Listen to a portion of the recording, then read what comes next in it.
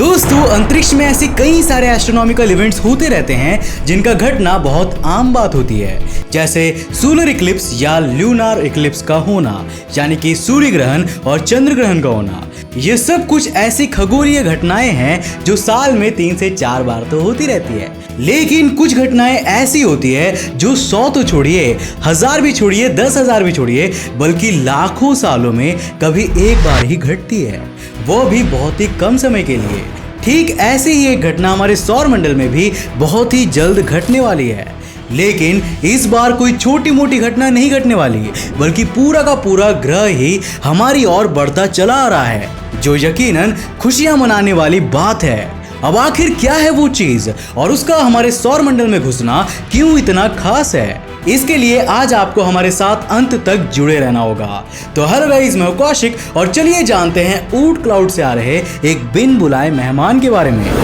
साल 1950 में theoretically IC objects का एक बहुत बड़ा ग्रुप सूरज से 2000 एस्ट्रोनॉमिकल यूनिट से लेकर 2 लाख एस्ट्रोनॉमिकल यूनिट तक फैला हुआ पाया गया था।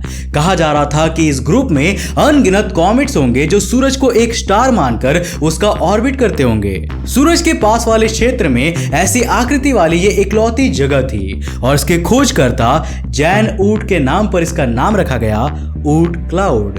ऊट क्लाउड बेहद ही रहस्यमयी है और यह आउटर सोलर सिस्टम में मौजूद सर्कमस्टेलर डिस्क, जिसे फिजिक्स की भाषा में कुइपर बेल्ट नाम दिया गया है, उससे भी कई गुना दूर मौजूद है। और इसकी दूरी भी एक कारण है कि हम लोग आज भी ऊट क्लाउड के बारे में काफी कुछ नहीं जान पाए हैं। पर साल 2014 में नासा के वैज्ञानिकों ने कॉमेट को हमारी तरफ आते देखा और इसकी ओरिजिनेशन ऊट क्लाउड से प्रेडिक्ट की जा रही है। वीडियो में आगे बढ़ने से पहले आपको प्रॉपर तरीके से जानना जरूरी है कि असल में एक कॉमेट होता क्या है। कॉमेट को आप एक तरह का एस्ट्रॉइड मान लीजिए। हालांकि एस्ट्रॉइड्स और कॉमेट्स में बहुत ज्यादा अंतर होता है, लेकिन फिर भी आप कॉमेट के शेप और साइज को एस्ट्रॉइड जैसा मान सकते हैं। बस कॉमेट की ऊपरी लेयर पर एक बर्फ की चादर पड़ी होती है और कॉमेट हर तरफ से बर्फ से ढका हुआ होता है। जब यही कॉमेट किसी गर्म चीज के पास आता है, फॉर एग्जाम्पल हमारे सूरज के पास, तभी से एक प्रकार से लाइट एमिट होने लगता है, जिसे कोमा कहा जाता है। इसी कोमा की वजह से ही एक कॉमेट और ज्यादा विजिबल हो जाता है और इसे डिटेक्ट करने में आसानी हो जाती है। एक एस्ट्रॉइड और एक कॉमेट में एक और डिफरेंस है। एक एस्ट्रॉइड पूरे ब्रह्मांड में फ्रीली घूमता रहता है, बिल्कुल बंजारे मुसाफिर की तरह, लेकिन कॉमेट्स इसी के विपरीत एक स्टार का सिस्टमैटिक तौर पर चक्कर काटते रहते हैं। कॉमेट्स का भी अपना ही एक ऑर्बिट होता है, मगर एक प्लैनेट के ऑर्बिट और एक कॉमेट के ऑर्बिट में बस इतना सा डिफरेंस होता है कि एक प्लैनेट का ऑर्बिट सर्कुलर या बहुत लेस इलिप्टिकल यानी कि अंडाकार होता है, बट कॉमेट्स का ऑर्बिट एक्सेंट्रिकली इलिप्टिकल होता है। और यही बात एक प्लैनेट और एक कॉमेट के ऑर्बिट को एक दूसरे से अलग करती है। अक्टूबर 2014 में नासा के 2 एस्ट्रोनॉमर्स पेड्रो बेर्नार्डिनेली और गैरी बर्नस्टाइन ने डार्क एनर्जी की कुछ आर्काइवल इमेज को स्टडी करने के दौरान यह नोटिस किया कि सूर्य से 29 एस्ट्रोनॉमिकल यूनिट दूर एक कॉमेट हमारे सौर मंडल के करीब आ रहा था। उन्होंने इसको नाम दिया C/2014 UN271, जिसे बाद में बर्नार्डिनेली बर्नस्टाइन कॉमेट के नाम से भी जाना गया। पहले तो इस कॉमेट को इतना गौर से नहीं देखा गया, क्योंकि अगर तस्वीरों को छानने बैठे तो ऐसे सैकड़ों कॉमेट्स हमें देखने को मिल जाते हैं। पर बाद में जब उसकी स्पीड और ट्रैवलिंग एंगल्स को लेकर कुछ कॉम्प्लिकेशंस देखे गए तो पता चला कि ये कॉमेट हमारे सूरज को ही ऑर्बिट करेगा, जिसका मतलब यह है कि ये हमारे इनर सोलर सिस्टम के एक पॉइंट से होकर गुजरेगा। पर कहां और कब? कॉमेट की स्पीड कभी भी रेगुलर नहीं होती, बल्कि वो उसकी लोकेशन के हिसाब से चेंज होती रहती है, कभी तेज तो कभी धीमे। इसी वजह से इसका करेक्ट ऑर्बिट, लोकेशन और इसका टाइम ऑफ अपीयरेंस प्रिडिक्ट करना काफी मुश्किल था। पर आजकल के डेटा साइंस के जमाने में हर चीज आसान हो रही है और ऐसे ही एक डेटा साइंटिस्ट ने इसकी स्पीड और इसके ट्रैवलिंग एंगल्स के डेटा सेट की मदद से मशीन लर्निंग के थ्रू ये प्रिडिक्ट किया कि इसका ऑर्बिट हमारे सैटर्न यानी कि शनि ग्रह के ऑर्बिट से बहुत क्लोज पैराबोलिक आर्क लेता है और यह वो लोकेशन होगी जब हमें बेस्ट चांस मिलेगा इसके बारे में जांच करने का। लेकिन वह समय आएगा कब, जब यह कॉमेट इस जगह पर मौजूद होगा? जवाब है साल 2031। दुनिया भर के खगोल शास्त्री नासा से डिमांड कर रहे हैं कि वो इस सोलर ऑब्जेक्ट की रिसर्च के लिए एक मिशन तैयार करे। पर आखिर क्यों? अब हर साल 200 से भी ज्यादा कॉमेट्स आइडेंटिफाई किए जाते हैं, फिर भी सिर्फ इसके लिए ही क्यों इतनी हाइप बनी हुई है?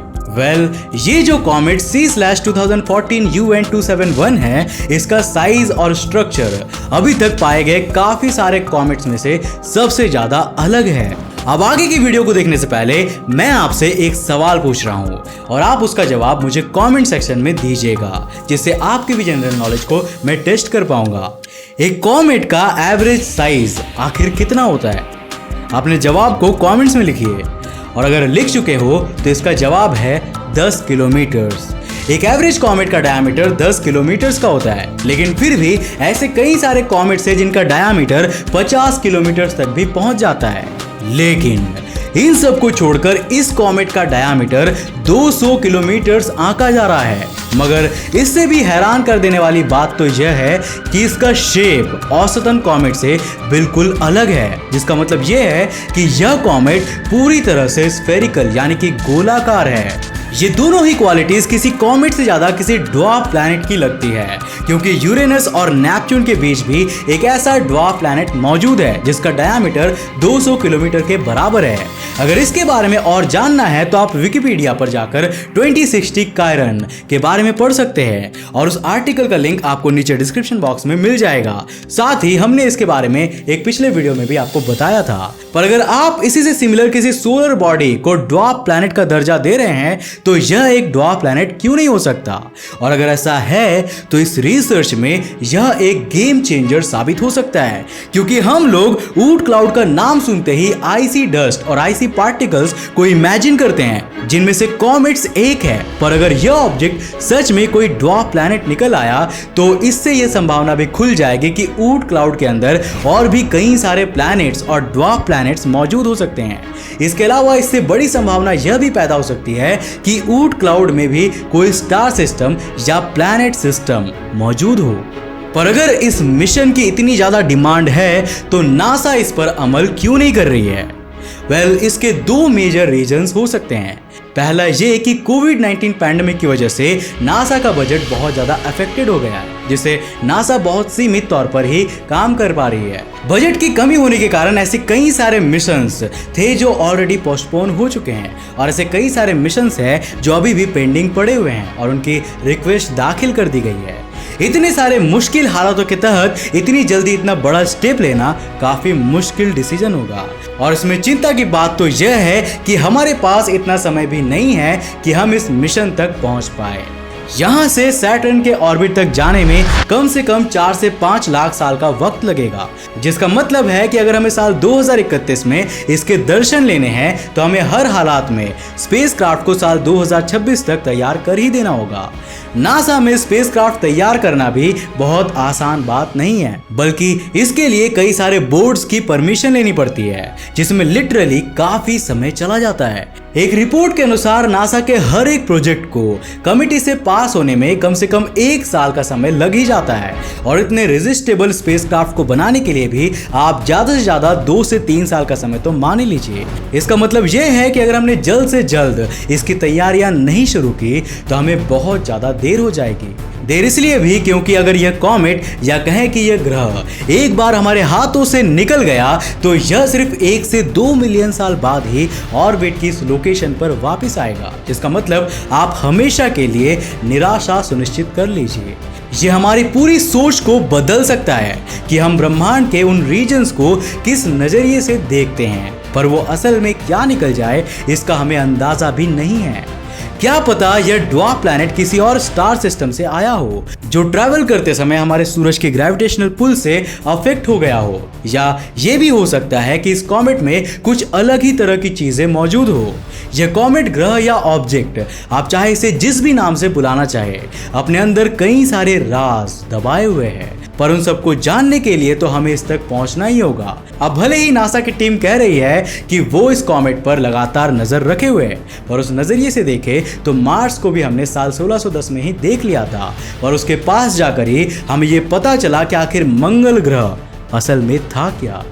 वेल, अब आपकी बारी है। आपको इस कमेंट के बारे में क्या लगता है, हमें नीचे कमेंट सेक्शन में जरूर बताइए। क्या पता आप में से किसी की राय 100% सही हो जाए। और क्या आपको भी लगता है कि नासा को यह मिशन जरूर करनी चाहिए, हाँ या नहीं? हमें नीचे कमेंट सेक्शन में जरूर बताना। उम्मीद है कि आपने इस वीडियो से काफी कुछ नया सीखा होगा। अगर सीखा है तो इसे एक लाइक करने के साथ साथ अपने फ्रेंड्स के साथ जरूर शेयर करना। अगर आप नए हो इस चैनल पर तो इंटरेस्टिंग वीडियोस के लिए इस चैनल को सब्सक्राइब करने के साथ साथ नोटिफिकेशन बेल को ऑन करना ताकि आप देख सको हमारे वीडियोस सबसे पहले। तब तक के लिए बाय, जय हिंद।